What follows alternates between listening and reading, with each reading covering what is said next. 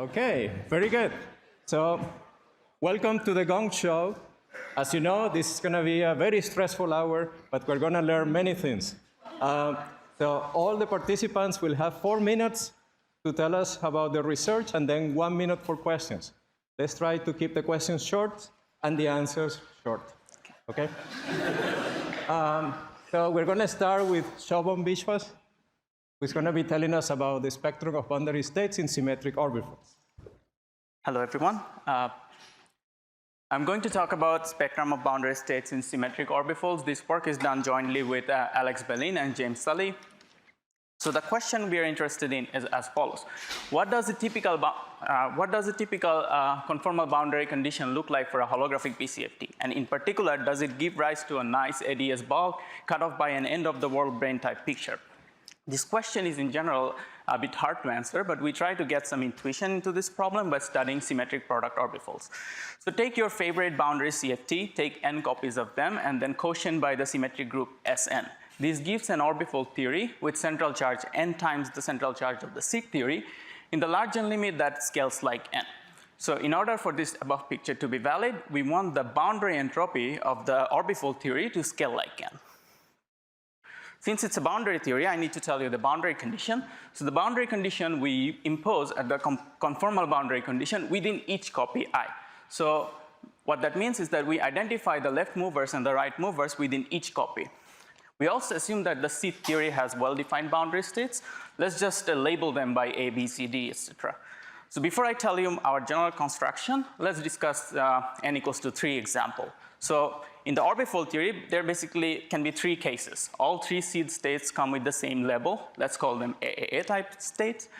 2 of them come with same label, AAB type, and all 3 labels are different, ABC type. Let's look at AAA type states for further simplicity. So in the orbifold theory, we basically find 3 candidates for valid boundary states.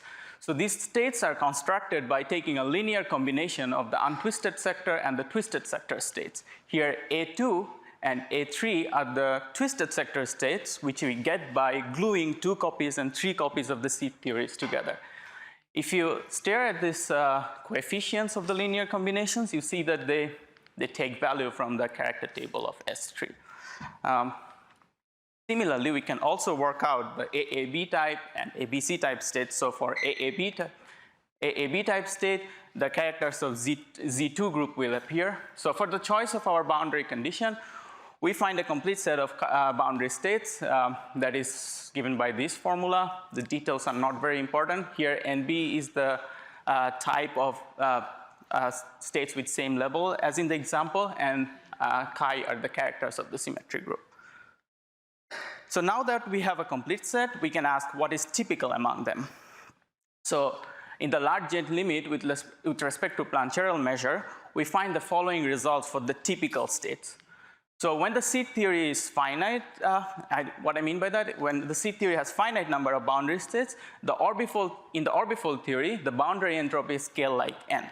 When the seed theory has infinite number of boundary states, in the orbifold theory, the boundary entropy scale like n log n. We also compute the 1-point function of single trace operators, both in twisted sector and in untwisted sector. So we come to this surprising conclusion that infinite seed BCFTs, something like a free boson on a circle, do not appear to have a nice bulk dual. On the other hand, infinite seed theories, like minimum models, it appears that the boundary entropies and 1-point function of these theories are consistent with having a macroscopic bulk dual. So that's our main result. Thanks for listening.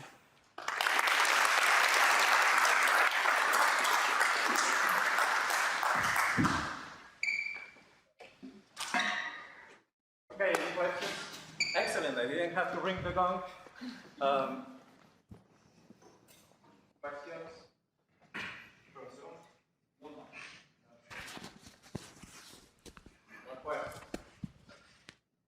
Okay, so let's thank the speaker again.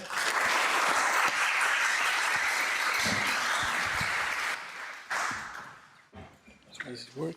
You can put it in. Yes.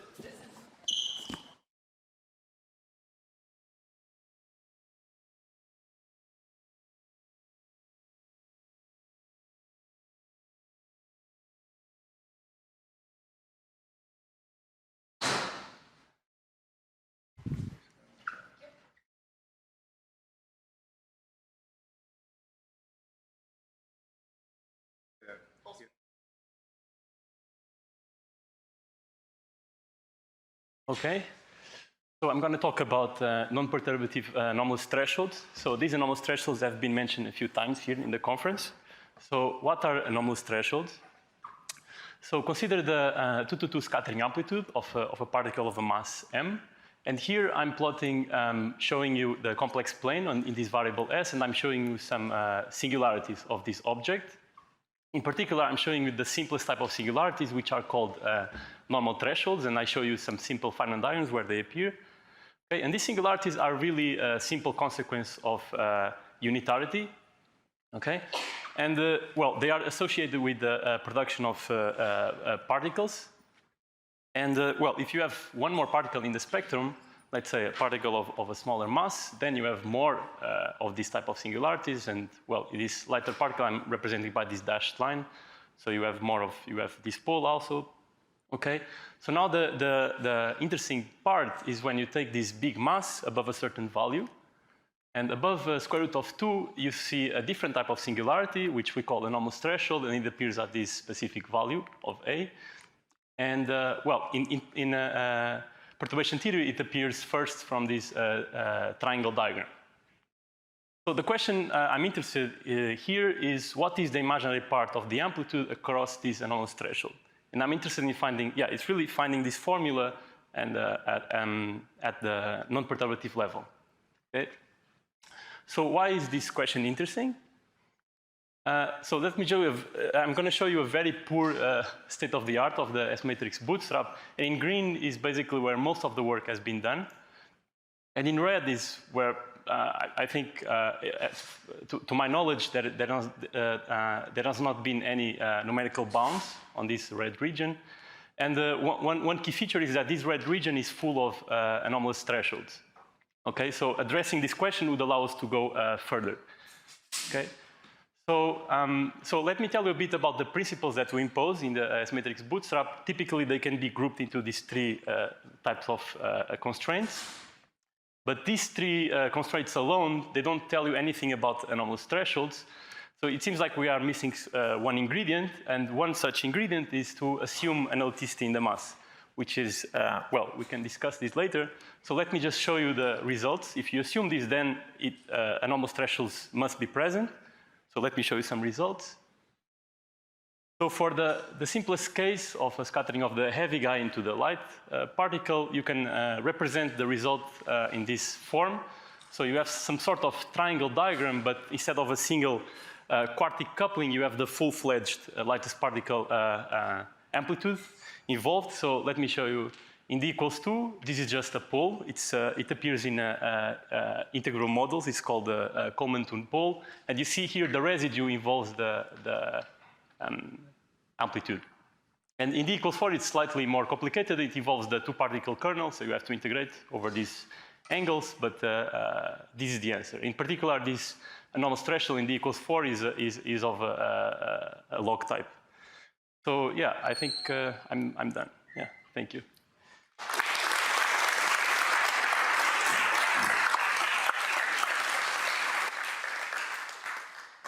So everyone is behaving very well. So we have time for questions.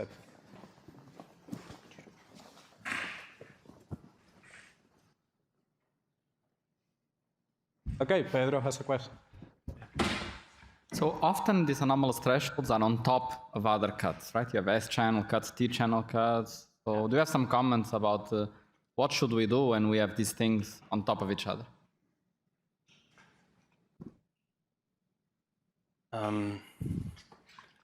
So they are still there, but I guess you're asking numerically if they imply some extra constraint or not. Yeah, this I don't know. But I think, for example, in multi-particle scattering, these anomalous thresholds can, in principle, can go in the complex plane. And here, well, then you really have to care about them.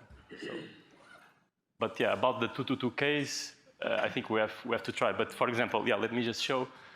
For the heavy guy, you have a double pole, and this double pole is harder to confuse with the simple bound state. So this can play a role. So yeah.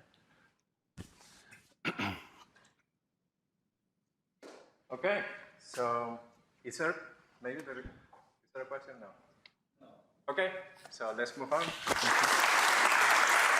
Yeah.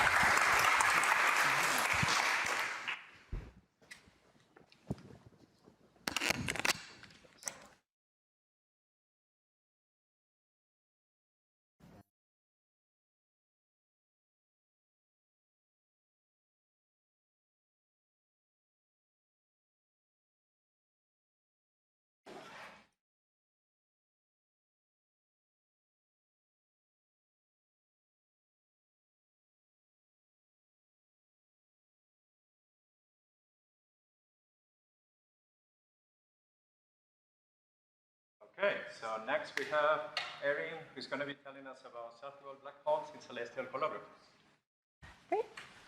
Thank you, and thank you to the organizers for running such a fun conference this past week and for the invitation to speak. I'm going to talk about this work in collaboration with other folks at Harvard.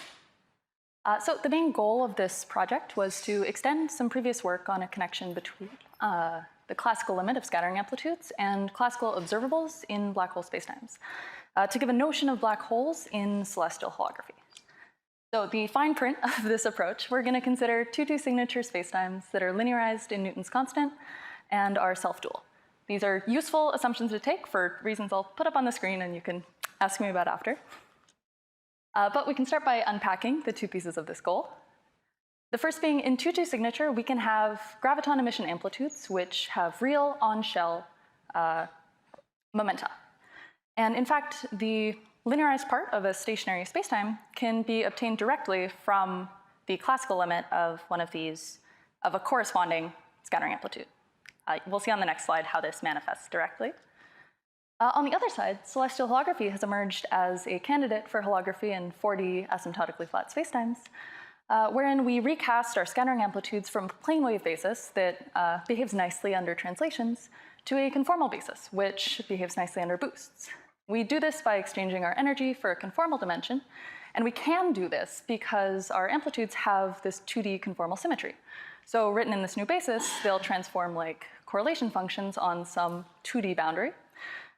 In 2-2 signature, this 2D boundary is the celestial torus, which we'll parameterize by z and z bar. Great, so we'll look at the Kerr-Taub-Nut spacetime. It's kind of a generalization of Kerr. In particular, we'll look at the order G component, h mu nu. We've shown that it's related to a graviton emission 3-point amplitude via an integral over the on-shell emitted graviton momentum. If we take this expression and rewrite the graviton momentum in a nice parameterization, we can actually recast this black hole perturbation from this exponential basis to a conformal primary basis with integer conformal dimension. So equipped with this expansion, we'd like to consider gauge invariant quantities, such as the gravitational potential, which is related to the 0-0 component. And moreover, we can consider writing this in terms of global conformal primaries, which are defined by taking modes of these little phi's on the celestial torus. So all that being said, to this point, the upshot is classically we can take a black hole perturbation and express it in either a local or a global conformal primary basis. Now we'd like to move to some 2D boundary understanding of this story. So we'd like to express our classical metric in terms of 2D boundary operators. So great, to do this, we promote our potential, little h, to an operator with these capital H operator coefficients. And our goal will be to find some quantum state on the torus corresponding to the black hole so that we reproduce the classical metric via an expectation value. So equipped with this expansion, we find that the mode coefficients are related to soft graviton modes. We can define a coherent state in terms of Goldstone modes that are canonically paired with these soft graviton modes. And we find that this construction yields exactly what we wanted, that we can express the classical metric in terms of a quantum expectation value. So I'll put up a summary slide and conclude there. Thank you.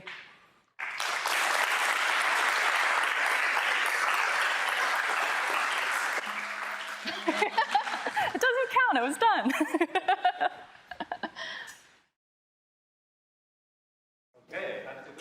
It's the Gong show. So, but she was perfectly on time, so it wasn't justified. Any questions? Oh, Okay, one question. Can you say more about the thing you ran out of time for, connections to Wilson lines? Yeah. So essentially the idea is we can take this, our coherent state,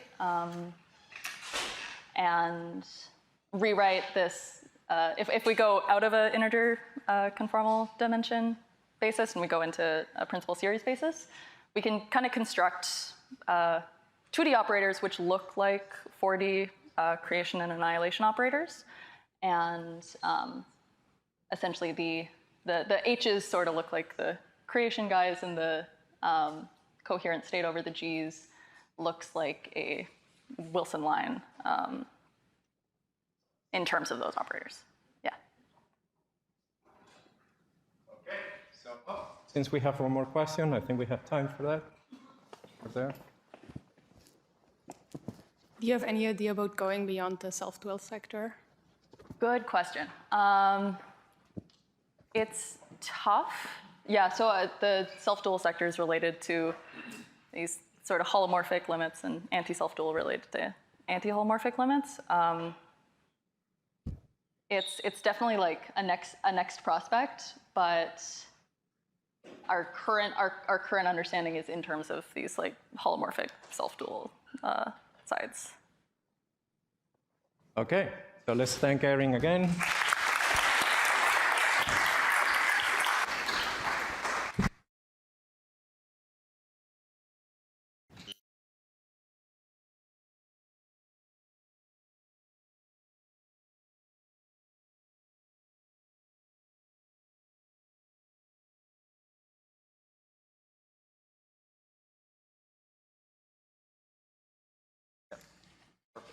Okay, so we're happy to have. Do you have a pointer? Oh, yes. Cool. Yeah, it works even. Okay, excellent. So we're going to have Daine telling us about black holes and our work. Okay. Hi, I'm Daine Danielson from the University of Chicago. I'm going to be, telling you about some work done with Gautam Sadishchandran, who you'll hear from later today, as well as Bob Wald. It's a spooky fact that black holes are watching you. So to explain what I'm talking about, just consider a thought experiment, where in the past, Alice used a Stern-Gerlach apparatus to produce a spatial superposition of a massive body. And later, she's going to attempt an interference experiment and look for signs of decoherence between the branches of her superposition. So if she sees interference, she, in the cartoon, that corresponds to a wiggly interference pattern. If she doesn't, then she gets some particle-like lump in this cartoon. So in a space-like separated region, Bob may attempt to measure Alice's superposed gravitational field by releasing a particle from a trap. So Bob's sitting there, he can do this experiment, and Bob can choose, of course, to measure or not to measure the superposed field in his region. If Bob successfully measures the field, then Alice's particle has got to be decohered. But note that Alice can tell by her interference experiment protocol whether her particle is decohered. And this seems paradoxical, because Bob is space-like separated from Alice, and Alice shouldn't be able to learn whether or not Bob chose to do his experiment at all. So, as we show in these papers in gray, this of course is resolved. There is no paradox. The things that resolve it are that Bob's precision is limited by the vacuum fluctuations of the metric, and Alice needs to recombine sufficiently slowly that she avoids producing entangling radiation of her own, which would then decohere her superposition, irrespective of what Bob did. And of course, to avoid emitting such radiation, Alice might like to do her experiments slower and slower, but then Bob would have to measure from farther and farther away if he's to remain space-like separated. And then he has to do a measurement of a weaker field, which requires more time. So it turns out, as you'll see in these papers, all of these things work together just right so that the paradox is resolved in flat space-time. But what if Bob is behind a horizon? Then something has changed. Then Alice can work as slowly as she likes, yet Bob can remain space-like just behind the horizon. He doesn't have to move farther away anymore. And so this again seems paradoxical, right? So if you think carefully about it, then you'll notice there would be no paradox if the superposition were to decohere at a constant rate, as if she were becoming entangled with any number of optimally sensitive experiments behind the horizon.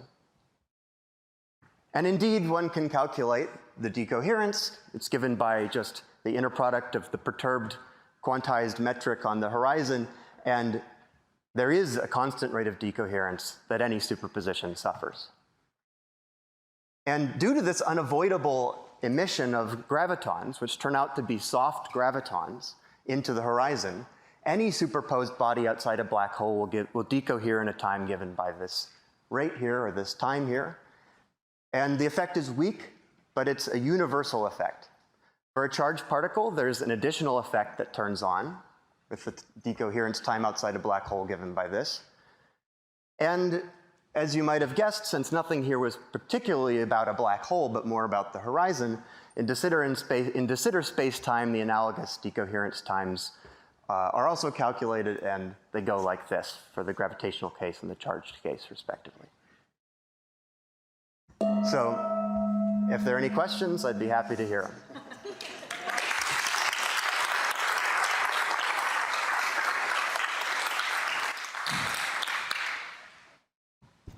Any questions? Okay, can you catch it? Do you have any? Can you give us an idea what these timescales actually look like for some numbers? Yeah, sure. So if I took the entire Earth and I put it in a superposition outside of a black hole, if they turned the sun into a black hole, I took the entire Earth and put in a superposition of its own radius, then it would decohere in 10 microseconds. But good luck doing that.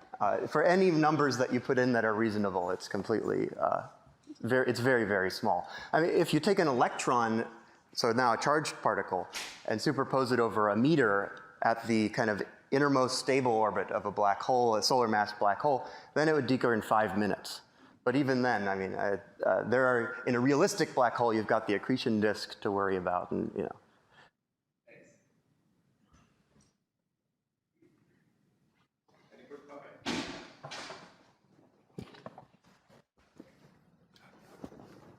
Yeah, I guess it's related to the first question you had in your last slide. So I would naively expect that this effect is due to the fact that the black hole can absorb very low energy radiation. And I would expect that the thermal system that has lots of low energy states could also do that. So I don't know, is a glass of water also watching me? I mean, I have... Right. So the point is that for any ordinary system, there is a time scale that's sufficiently long that you can manipulate the particle in the exterior so that everything going on in the body that's feeling the superposed gravitational field is happening adiabatically, and then just ends up reversing itself as you recombine the particle. There is some sufficiently long time scale that you can then do the process adiabatically. For a horizon, you know, that time scale is infinite. So that's the crucial difference. Yes, classically, that's right. So for some other objects, you might imagine, you know, maybe it would be not quite infinite, but extremely long, much longer than any neutron star, say, or anything like that. Okay, thank you. So let's thank the speaker again.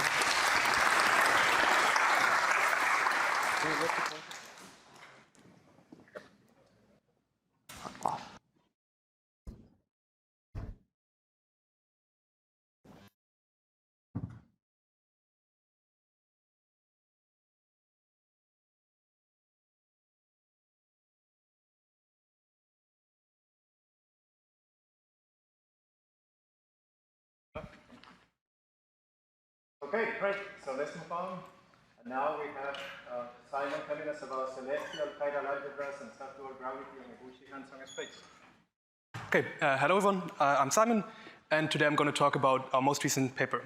So as we saw in Artur's talk, Bern's holography is the first top-down example of celestial holography, which in general tries to find a 2D celestial CFT holographically dual to some sort of quantum gravity in a 4D asymptotically flat space-time.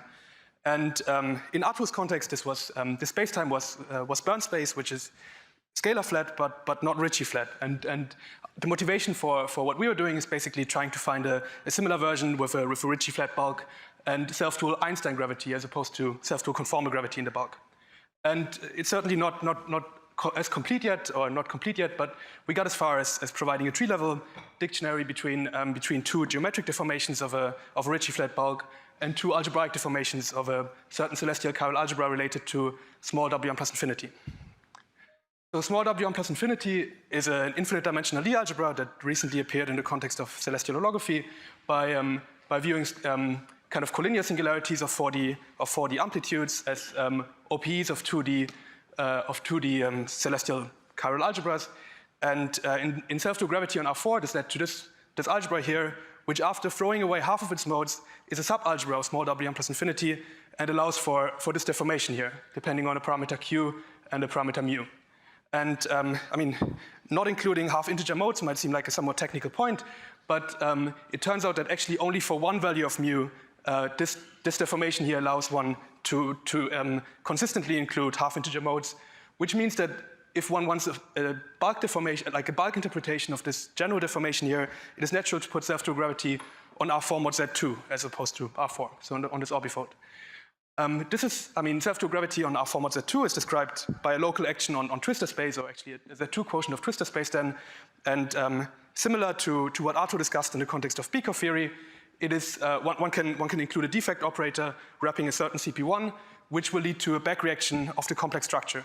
So it will backreact the flat twistor space to the twistor space of Iguchi-Hansen space, which is a Ricci flat metric on the resolution of the Z2 orbifold here.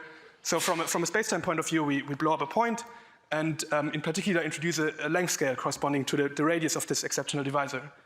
With this length scale at hand, there's now a dictionary involving two parameters. One being the radius, this radius I just discussed, and the other being a non-commutativity parameter that relates to a non-commutative deformation of space-time that we discussed in a previous paper. But if one is kind of maybe not interested in this somewhat esoteric, Moyal-deformed, non-commutative theory of self-dual gravity, then one can just send this parameter q to 0 and go back to normal self-dual gravity in an interesting scaling limit of this relation here. So as people might know, Iguchi-Hansen space is the simplest example of a more general class of so-called ALE spaces, which are classified by ADE Dynkin diagrams. And in general, it turns out that there's also a similar dictionary kind of now involving many more deformation parameters, in particular one per node of the Dynkin diagram corresponding to multiple radii of these kind of multiple points we blew up on spacetime. The much deeper goal, as I said before, is already in the Iguchi-Hansen case to find a string theory realization of this and promote this beyond tree level to a fully fledged holography. Thank you for your attention. Yeah.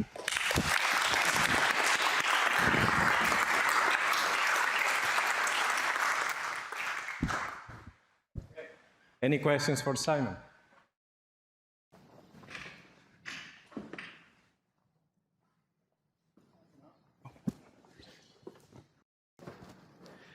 In this case, well, in my case at least, the twisted space was still ADS3, process 3. Mm-hmm. In this case, is it just genuinely new holography, or is there still some connection to ADS3?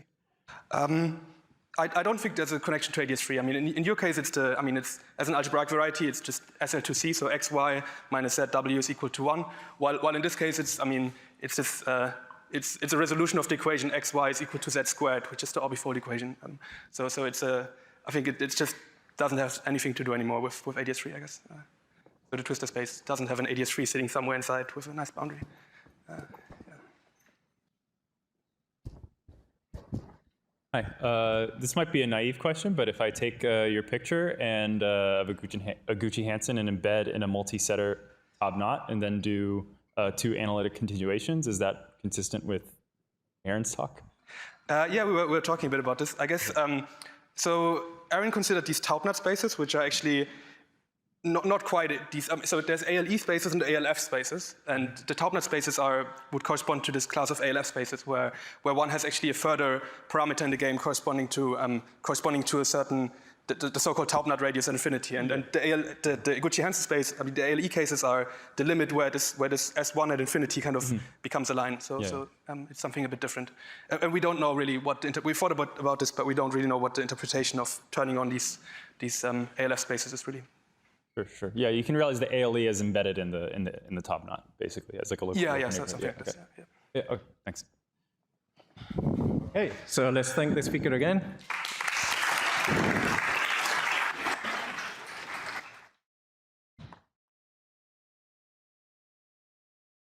Oh no, wait. Sorry. Here you go. Sorry. Is it on? It's on. Okay, it's on. Okay. Great. Okay, so let's welcome Bendeguz, who's going to tell us about chaos and representation modes on ADS2 string. Okay. I'd like to begin by thanking the organizers and by acknowledging my collaborators, Simone Giombi, Shota Komatsu, and Jia Rushan. Consider an open string in ADS2 cross S1 incident on a curve on the boundary. Here, x and z will be the ADS2 coordinates, y the S1 coordinate, and the boundary curve is specified by a function y tilde of x. We'll consider the classical approximation to the partition function, and our observables of interest will be boundary correlators on the string given by variational derivatives of the partition function with respect to y tilde. Now, these correlators were studied previously in static gauge, where only the transverse mode y is dynamical. And correlators are computed by summing Witten diagrams on the world sheet. In our work, we were interested in studying these correlators instead in conformal gauge, where both the longitudinal modes x and z and the transverse mode y are dynamical. The longitudinal and the transverse modes are decoupled at the level of the action, and they satisfy these boundary conditions. And importantly, we see the appearance of a reparametrization alpha of t in the boundary conditions, which tells us how the world sheet boundary coordinate t is mapped to the target space boundary coordinate x. Then to compute the partition function, we need to solve the equations of motion for x, z, and y, substitute them into the action, and impose the Virasoro constraint. But it's a nice fact that imposing the Virasoro constraint is actually equivalent to extremizing over alpha. So in conformal gauge, we see that the reparametrization of the boundary alpha is responsible for coupling the longitudinal and transverse modes. Since the transverse coordinate is non-interacting in this gauge, the on-shell action takes a simple bilocal form. Meanwhile, we don't know how to solve the on-shell longitudinal action in general, but we can study it perturbatively by writing alpha equals t plus epsilon, and then we find this for the kinetic term and this for the lowest order interaction. Then to do perturbation theory, we write the partition function as an integral over reparametrizations and expand in epsilon. And there are two basic objects that we need. First, every time we take two derivatives with respect to y tilde, we pull down this conformal two-point function dressed by the reparametrization. And we also need the propagator for epsilon, which takes this form. Then the leading contributions to the 4- and 6-point functions can be depicted schematically with these diagrams. And when we do the computation, we find the conformal gauge results are consistent with the static gauge results. And you may recognize that this setup is directly analogous to the perturbative expansion in the Schwarzian theory in JT gravity. So the conformal gauge provides a viable approach to computing these correlators on the boundary of the string perturbatively, but our original motivation was actually to better understand some observations about out-of-time order correlators on the string. So OTOCs are simple diagnostics of quantum chaos that we can compute by analytically continuing Euclidean correlators to Lorentzian configurations. For the string, the 4-point OTOC at leading order in one over the string tension takes this form, which in particular saturates the chaos bound.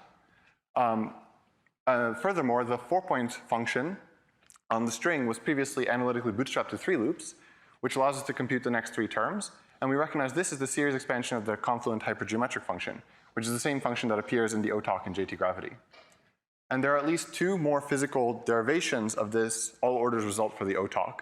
First, it can be understood, the OTOC can be understood as a scattering amplitude on the Lorentzian world sheet, and can be written as an overlap between in and out states with this scattering phase, which is the same phase that appears in the scattering of fluctuations of the string in flat space. Alternatively, and this is where the conformal gauge formalism pays off, the all orders result for the OTOC can be computed by summing up a subset of diagrams in which reparameterizations are directly exchanged between the two scattering particles. Both methods produce the desired hypergeometric function. And with that, thank you for listening.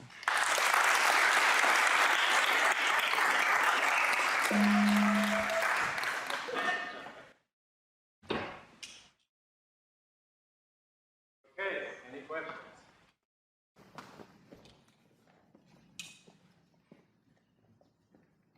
One question here.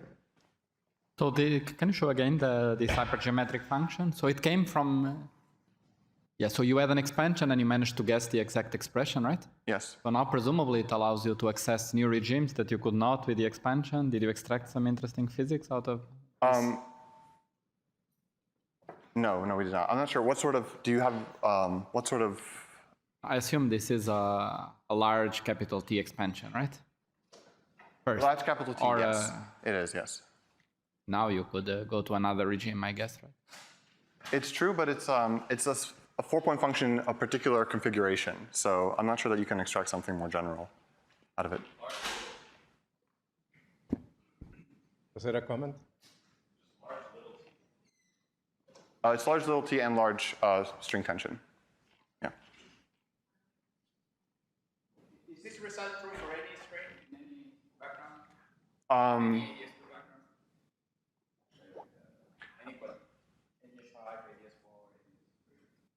So I'm not in. This resummation suggests that it could be quite general, but I also think that we didn't have a proof that these diagrams dominate, so it's possible that there's some wiggle room. Yeah. Okay, so let's thank the speaker again.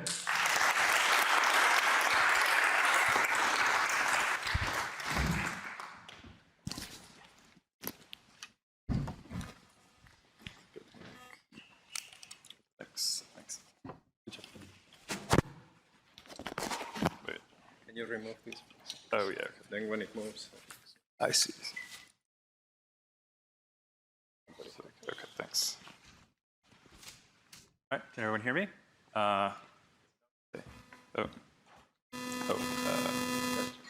Okay, so we have Ethan, who's going to be telling us about the brains behind generalized symmetry operators. All right, thank you very much.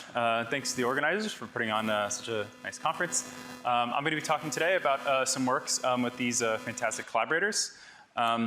So the general motivation is that there's been a lot of interest in our community in the subject of generalized/categorical symmetries, of which higher groups and non-invertible symmetries are particular instances of. This perspective of considering the symmetries of a QFT being equivalent to the topological operators of a QFT has been very fruitful in discovering many of these structures. And we sort of learned that a lot of these structures are fairly generic. So given the well-known successes of string theory and understanding strongly coupled dynamics of SCFTs, SQFTs, the natural question is, where do these new field theory tools lie in the stringy domain? So in the particular interests where we construct a quantum field theory or SCFT from a geometric singularity, I've drawn basically where the, there we go. So I've drawn the where the quantum field theory is localized the singular in purple, and this is the space-time of the quantum field theory. And we can build defects in the theory by wrapping branes in blue, which are relative homology cycles. They have a non-trivial image on the boundary. And I can construct the symmetry operator by wrapping the electromagnetically dual branes on some link cycles that are purely at the boundary. So these are topological from the point of view of an observer on the QFT because they're infinitely far away and therefore don't influence the stress energy over here. And generically what we find is that the fusion rules are non-invertible due to numerous Wess-Amino terms on the branes or flux branes depending on the setup. This was partly inspired by some earlier work done in the holographic context. And what can generalize this picture not only to geometric singularities, but also to brane probes geometric singularities, or just branes on themselves. And we do this in this work right here, where we give a type 2B string picture of the 40 n=4 duality and triality defects, first constructed in this field theory paper by Kaidi, Omori, and Zhang. And in particular, in that paper, we generalized to 40 n=1 theories from D3's probing orbifold singularities, which has recently been done by field theorists, including Daine et al. Okay. And now we can also consider if X is compact. So if I place a stringer M theory on some compact X with finite volume, then the lower dimensional theory is going to have a non-zero G Newton. And we can give a one-line proof that there are no global symmetries in a compactification of stringer M theory, which is that partial X is just 0.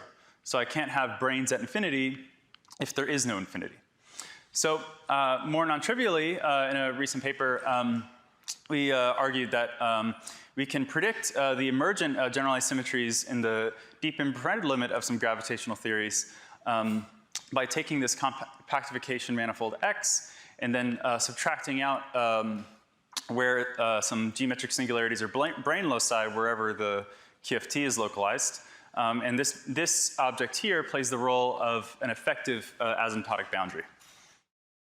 Okay. So in conclusion, I sort of sketched some new methods for determining symmetries of quantum field theories constructed from string theory. And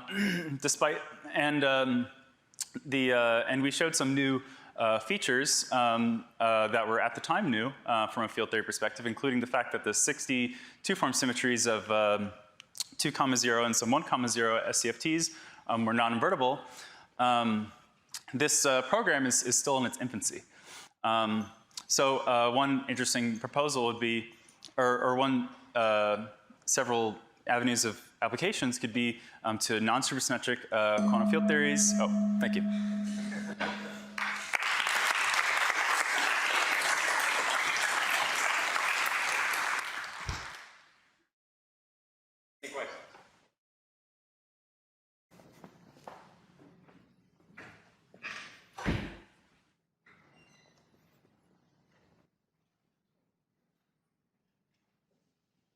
Okay.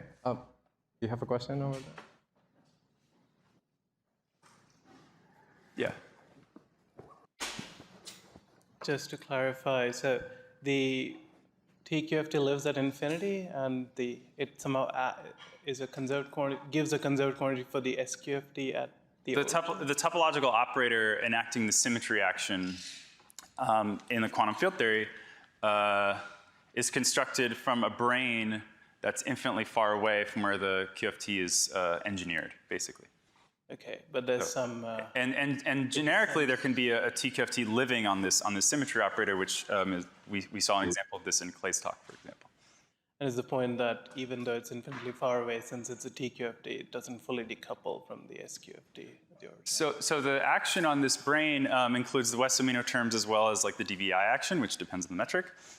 But those factors in the DVI action don't affect any of the degrees of freedom over here because it's infinitely far away.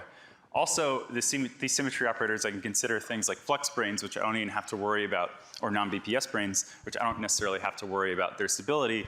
All I need is basically what the what the Wess-Amino terms are, and then I can compute what the fusion algebra is of these symmetries. Okay, let's thank the speaker again.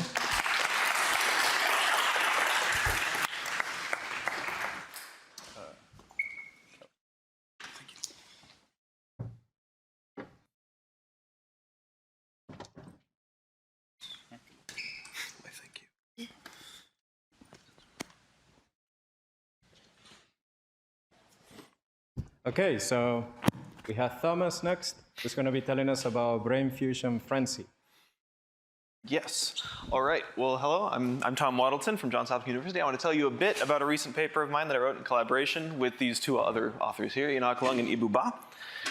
So as we've seen in recent years, and even this week, there's been a new way to think about topological, or think of symmetry operators as topological surfaces in our spacetime. These surfaces, or the operators that they describe, can have a lot of interesting properties, but the ones I want to focus on today is that these can be non-invertible in general. Now, we've seen what non-invertible means, but just to remind you, this means that if I took an operator and I took its Hermitian conjugate, or I took the surface that was describing it and its orientation reversal, smacked them together, I would find something other than 1 on the other side side of the equation. This thing that's other than 1 is in general some sum of other operators. If the operators are themselves supported on lower dimensional surfaces, we call this thing a condensation defect. Another interesting property that these can have, especially in higher dimensions, is that in general, the fusion algebra of all of these operators will have coefficients given not by numbers, but by just decoupled TFTs. To relate this all to string theory, as we just saw in Ethan's talk and elsewhere, we have ways to build these non-invertible symmetries in string theory. So from geometric engineering or from holography, we can find various operators by taking something like a probe brane, pushing it all the way to the conformal boundary, where it becomes topological, and that itself builds the symmetry defect. We asked for this paper if you can see the non-invertible structure directly at the level of the branes, or if it's just purely something you see in the field theory. The answer we found is yes, you can see it from the branes, and it turns out this comes from tachyon condensation. The picture to have is literally this one, where this blue and red object is depicting a D brane and an anti-D brane. There should be a bar there.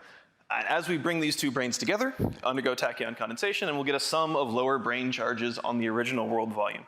These lower brane charges, depicted here in purple, will each be dual to some kind of operator in the field theory of generically lower dimension. So this is all very general so far. Let me talk about a specific example that we looked at. We were looking at the Klebanov-Saitlin or Klebanov-Strassler type background, which is known to be holographically dual after some duality cascade to 40 n equals 1 super Yang mills with a gauge algebra of SUM.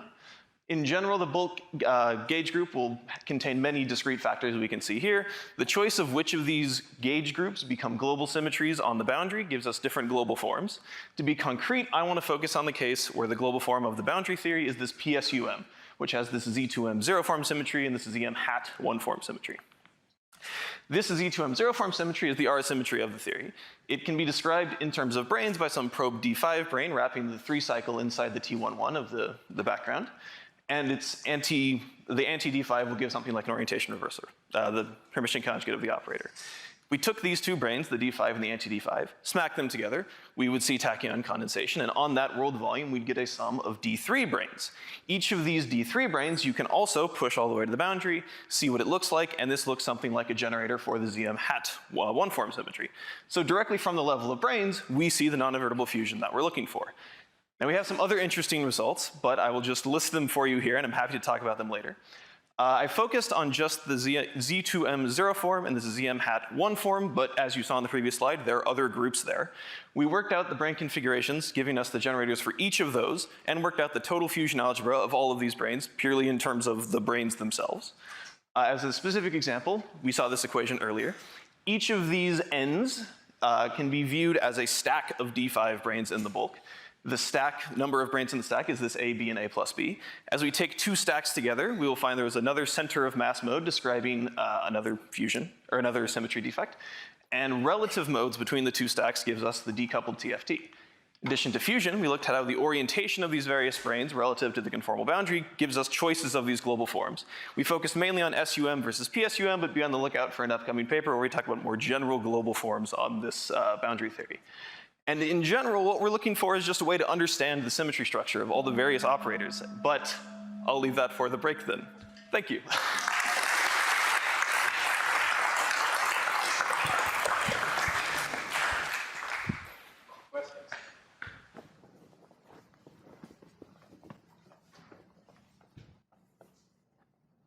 One question over.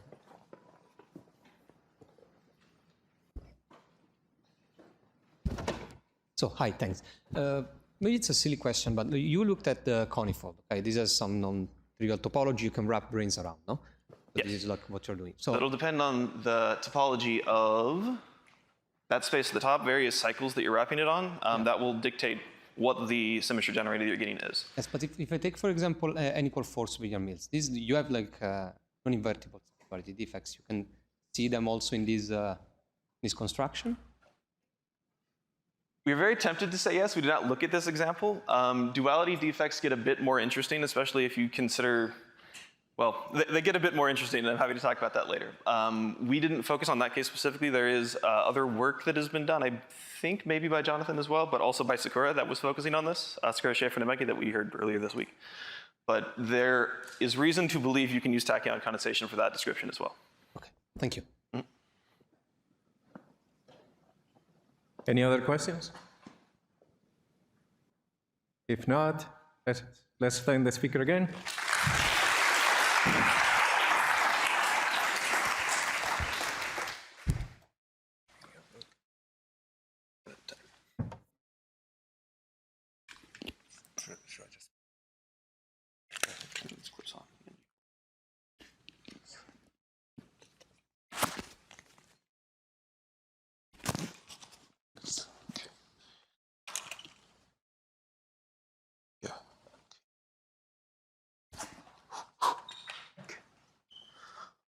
Okay.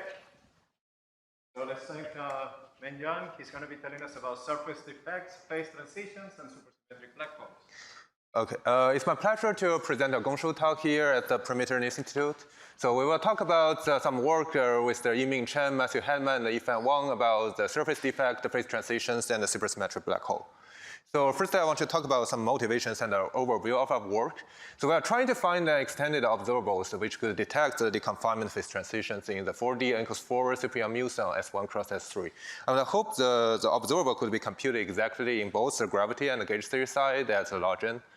And so it was proposed like the large n deconfinement phase transition could be realized as a Hopkins phase transition on the gravity side while ADS-FT correspondence. And to quantitatively see this, people consider this 116 BPS index computation, and we could compute in the field theory side while localization, the index, the growth of the index matches the 116 BPS supersymmetric black hole entropy. And by introducing this extended observables, we could modify the superconformal index. But in order to be compatible with the index, so this extended observable must preserve at least the two supercharges defining the index calculation. And also, we hope like there's a holography due to this observable, which could probe the black hole geometry. So we put this extended object along the temporal direction, and the modified index should reflect some entropy of the black hole plus a string brain system. And I find a really great candidate, which is the half BPS Gukov-Witten surface defect. We put it on a torus with one S1 around the Euclidean time direction and another S1, which is a grid circle in S3. And after the insertion, we will obtain a 4D 2D system with the 4D Cyprian Muse coupled to a 2D 4,4 nonlinear sigma model. And it has a really nice holographic dual because if you consider a type 2B string theory, ADS5 cross S5 with the intersecting D3 ring configurations, in the large n decoupling limit, the open string will flow to the 4D 2D coupled system. And on the other side, you have ADS5 supergravity with a probe D3 ring extending into the bulk. And in following, I want to talk about the field series calculation and the gravity calculation. So for the field series side, because the insertion of the defect, the Hilbert space will change to a defect Hilbert space we label as the HD, which include the local operator inserted on the defect. And then we have the following superconformal index trace formula. And by the localization, we could reduce it to a unitary matrix integral.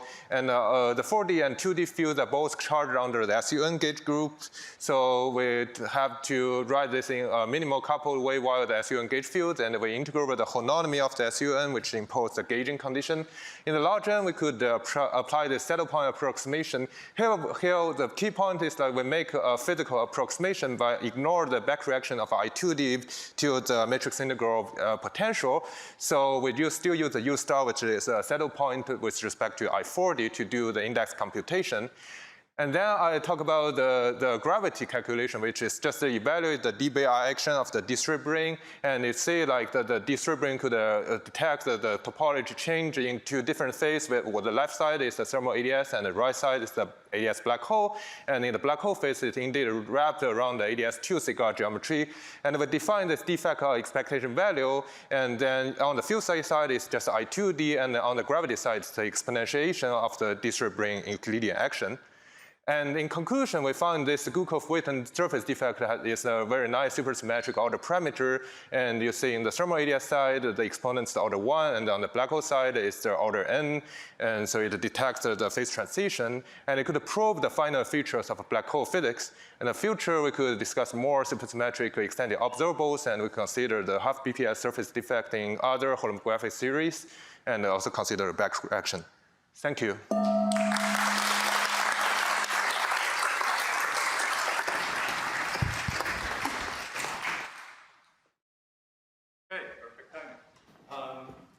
Any questions?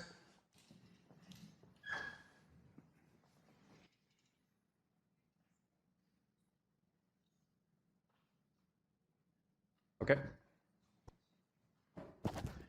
I was just wondering if you could comment on whether this observable, compared to other order parameters for the deconfinement transition, does this teach you something sort of different, or is there some advantage to having these different choices? Oh, you mean why we choose this kind of a specific observables, or the one reason is basically we previously also consider people talking about the Polyakov loop because it has a holograph due at the like a classical string worldsheet. But I hope like we could do exact calculation both the physics side and the gravity side. And the physics side, we have this kind of a super conformal index, a whole stuff that we could exactly do the computation. But it requires some supersymmetry preserved. But for the Wilson loop, this kind of observables, it's a little bit hard for us to find the supersymmetric Wilson loop also wrap around the temporal direction, which is basically what I discussed at the motivation part. But I hope like if we could find other like observables which preserve supersymmetry, also could detect this phase transition, that would be really nice. So, Okay, so let's thank the speaker again.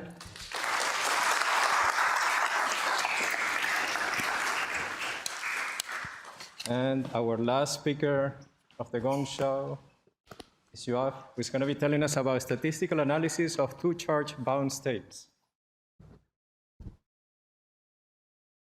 Yeah, thanks very much to the organizers for this wonderful event.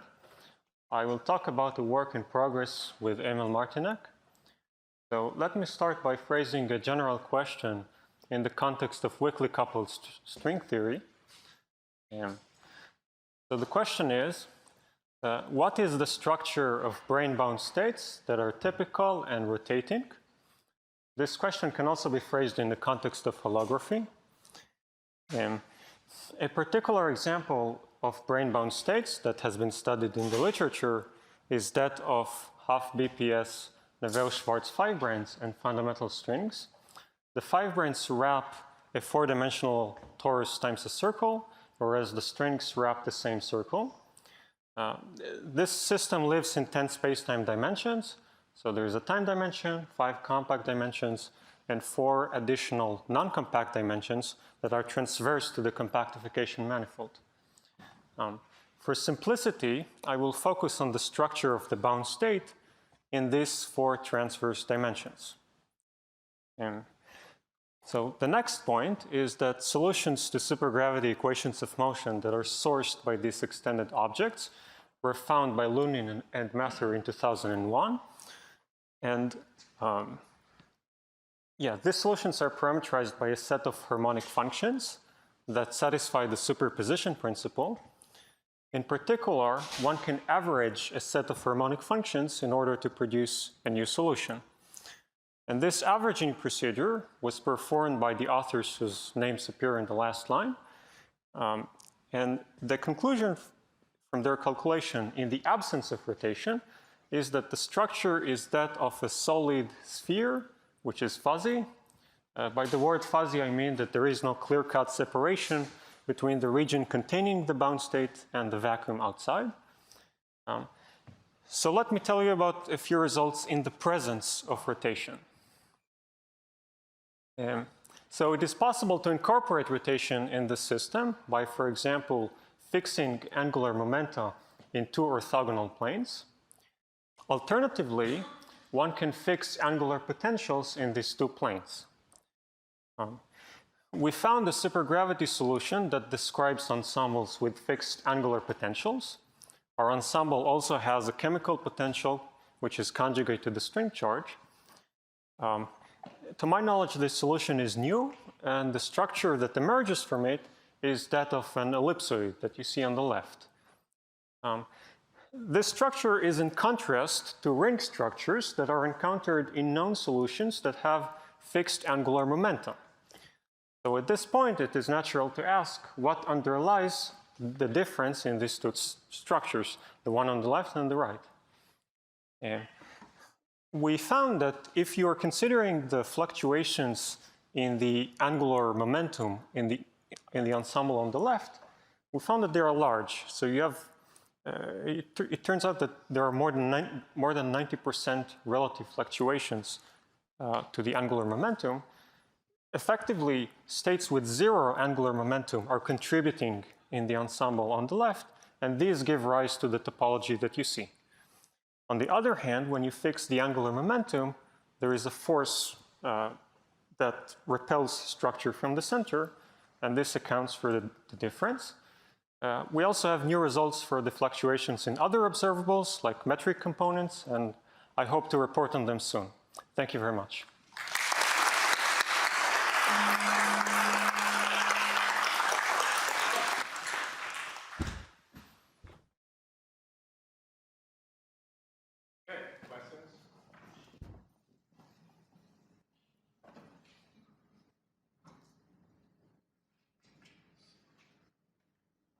So no questions from Zoom. People have been very quiet on Zoom today.